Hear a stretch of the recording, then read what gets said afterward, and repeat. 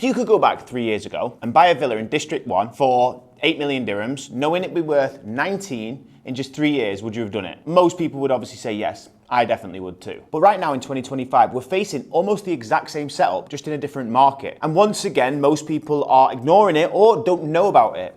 And I can say that with confidence because me personally, I've sold over 35 million dirhams worth of properties in this project in the last 2 months. So I know the numbers, I know the buyers, and I know the trajectory. And this isn't just any opportunity. This is the #1 area, in my opinion, to invest in the UAE before 2025 ends. So in this video, I'll show you the one area that could repeat some of the most explosive growth that we've seen and the misconceptions stopping buyers from moving in, and how acting before the end of 2025 could be the smartest move that you make. So before we dive into any of the details, let me start with the big reveal. And the project we're talking about today isn't actually in Dubai. It's Abu Dhabi's Hudayriyat Island. You see, most people haven't even heard of Hudayriyat Island, or they assume it's still many years away from being livable.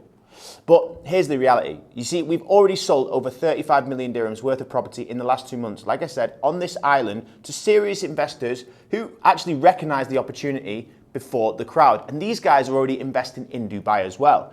You see, Hudayriyat is a government-backed development in Abu Dhabi built on a natural island. It's not an artificial one.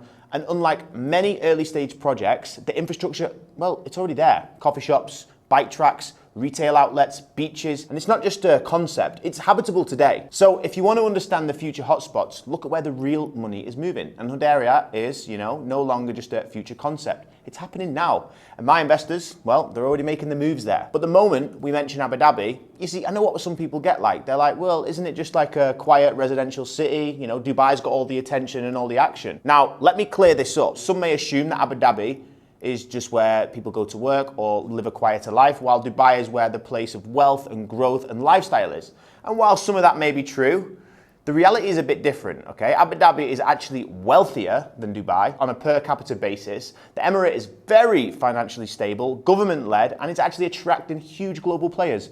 BlackRock, JP Morgan, and others are expanding there, not to mention the big push on AI over there. And let's not forget, Abu Dhabi's transaction fee is only 2% versus the 4% DLD that you pay in Dubai, so you already save money there. Now, here's the key takeaway. Don't get caught in a Dubai-only mindset. It's about diversifying. Serious investors, they widen their lens. They look at the data, they look at the facts, and right now, Abu Dhabi and specifically Hudayriyat offers a very smart entry move. And before we get into the real advantage of Hudayriyat, if you want to stay up to date with the latest property news, market updates, and opportunities like this one, then make sure you join our WhatsApp broadcast. I've left the link in the description. So we're going to talk about the benefits. First, the land itself. A lot of people assume that waterfront islands in the UAE are all man-made.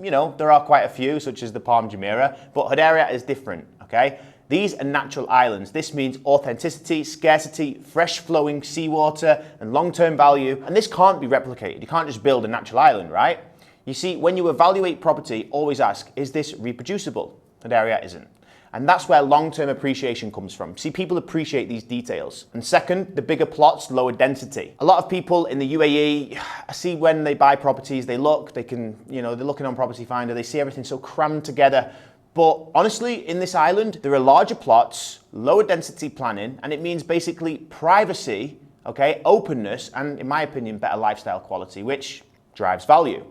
So when we compare villas, don't just look at the price per square foot and obsess about that. Look at the plot size, look at the density of the island, and you'll see Hudayriyat comes out on top if we compare it to other waterfront locations. So the third point I want to talk about is open plan living and huge built up area. I see a lot of houses in Dubai and even Abu Dhabi where they're just a little bit boxed off and the layouts are very tight. Neighbors can look in, floor plans aren't open plan, but Hudayriyat villas are designed with open plan spaces and they've got huge gross sellable areas. You see, they're built for modern living. They're not dated concepts with closed off kitchens, closed off majlises. It's fully open, natural daylight. That's what people want. And you see, that matters when we're looking at rental and resale demand. Families or expats who come to these properties, that's the first thing they're gonna see. Open plan layouts, lighting coming in, being able to look into the nature and the ocean. That's what people want. Now, fourth is a variety of villa types. All right, so a common assumption, I guess, is, well, government-led projects, there's only 1 or 2 different types, everything's gonna look the same, it's gonna look a little bit dystopian, but honestly, Hudayriyat offers way more than that. There are over 7 types of villas with a wide range of different layouts and designs suited to every type of end user. And it makes it appealing to a much broader audience, right?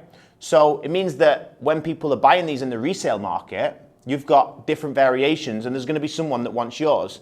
And again, when it comes to an investor coming to us, we are the ones that ultimately help you decide what is the best for what you want, whether you're going to live there yourself or whether you're going to resell it. All these factors matter. And now fifth is government control and scarcity. You see, one thing about Hudayriyat, it's backed by the government and ADQ, which means tighter restrictions, consistent planning, and real scarcity, okay? They are financially stable. That's the biggest key factor here. You see, unlike speculative developers, maybe they're small private developers who we don't know if they're going to go bust, this is not the case here. So when it's government-led, you're not just buying into a home, you're buying into scarcity and engineered by policy. And six, as I mentioned, financial stability and big players coming in.